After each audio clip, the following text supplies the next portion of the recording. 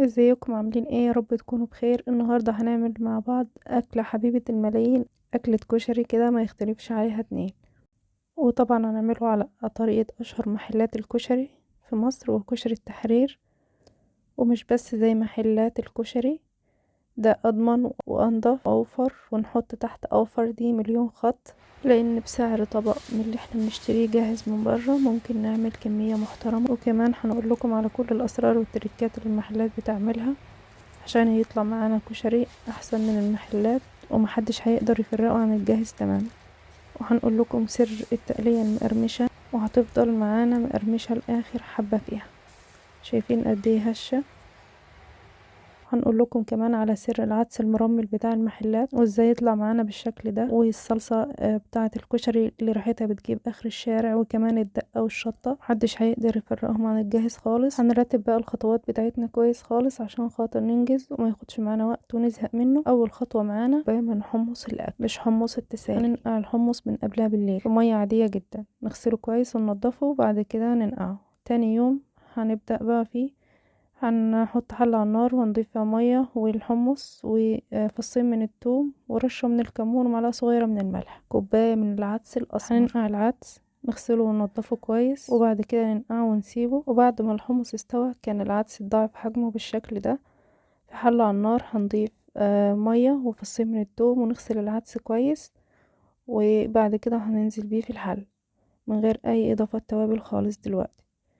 بعد كده معايا كيلو من البصل الابيض متقطع جوليان بالشكل ده، هننزل عليه بربع كوب من الخل، وده السر التقلية او الورد او البصل يعني. بيكون مقرمش، في المحلات بيحطوا عليه خل. بعد كده في حلة على النار هننزل بنص لتر من الزيت. ما نستكترش الكمية بتاعة الزيت، عشان هو كمية الزيت دي اللي هنشتغل بقى في باقي الوصفة. هننزل بالبصل كله مرة واحدة بالشكل ده، نفضل شغالين تقليب فيه كده على نار متوسطة، عشان خاطر البصل بيتحرق بسرعة، عشان يبقى كله لون واحد ما ياخدش لون غامق. هياخد معانا حوالي تلت ساعة. بعد كده هنخرجه على مصفى او مناديل مطبخ ونسيبه يتهوى قدام مروحة، ونقلبه بالشكل ده. هيفضل مقرمش معانا لاخر قطعة فيه. شايفين قد ايه هو هش؟ بعد كده هنصفي الزيت لمكان البصل او التقلية، وفي طاسة على النار هننزل بالعدس عشان خاطر نطلع منه كل كمية الرطوبة اللي فيه. وده سر العدس بتاع المحلات، ما بيكونش زي اللي احنا بنعمله في البيت، لحد ما نطلع كل كمية النشا اللي فيه. بعد كده هننزل بالتوابل، وهو نص معلقة صغيرة ملح وكمون وكزبرة.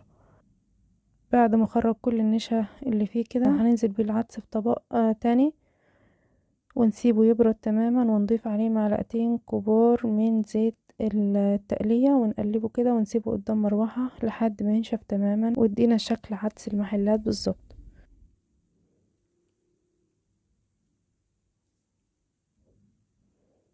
بعد كده في حلة تانية على النار هنضيف كبشة كده كويسة من زيت التقلية، وهننزل بمعلقتين كبار من الثوم المفروم ناعم جدا. بعد كده معلقتين من الصلصة المعلبة او البيتي اللي احنا عاملينها في البيت، دي صلصة انا عاملاها في البيت. هنديهم تقليبة كده، وننزل عليهم بنص لتر من عصير الطماطم، وهنضيف له بقى التوابل.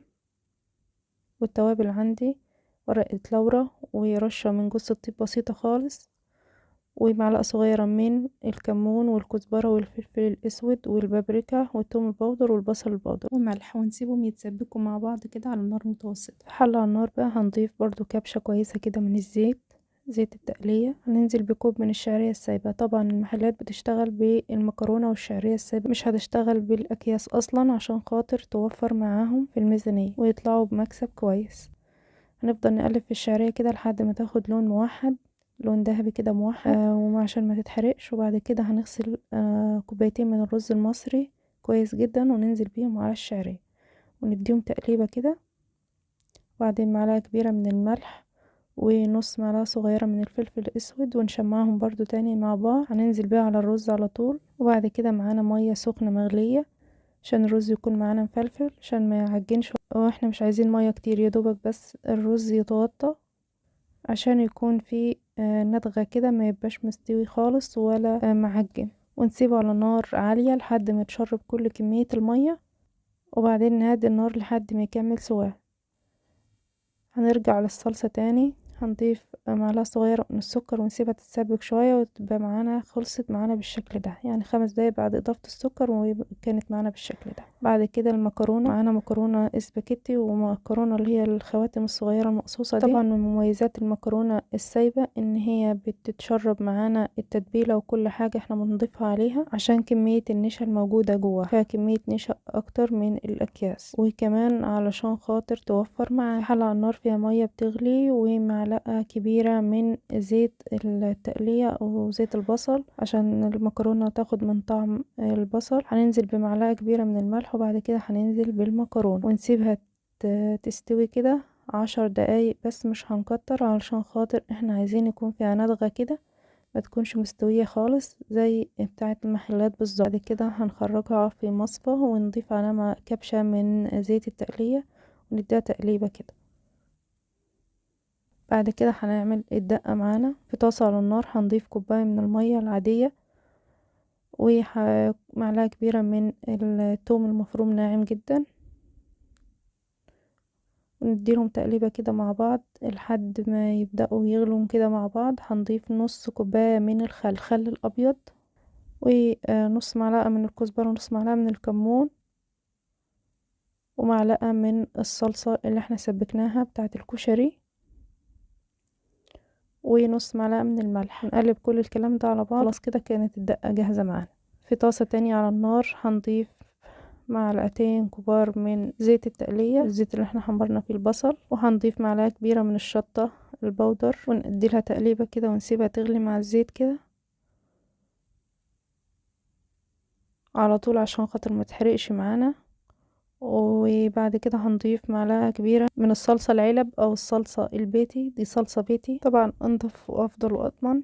نديهم تقليبة مع بعض، وبعد كده هننزل بربع كوب من الدقة اللي احنا عملناها قبل الشطة. تقليبة مع بعض وكده كل حاجة جهزت معانا، الدقة والشطة والصلصة والبصل والحمص والرز والعدس وكل حاجة. نبدأ بقى نبني الطبق الكشري زي المحلات بالظبط، طبقة رز وبعدين طبقة مكرونة، بعد كده رشة بصل نجرنش بيها الطبق او ورد او تقلية، وبعد كده العدس، ومننساش طبعا الحمص، وجنب مننا البصل والحمص والدقة والشطة والصلصة. اللي عايز بقى يضيف ويزود براحته. اتمنى الفيديو يكون عجبكم واشوفكم على خير في فيديو جديد. سلام.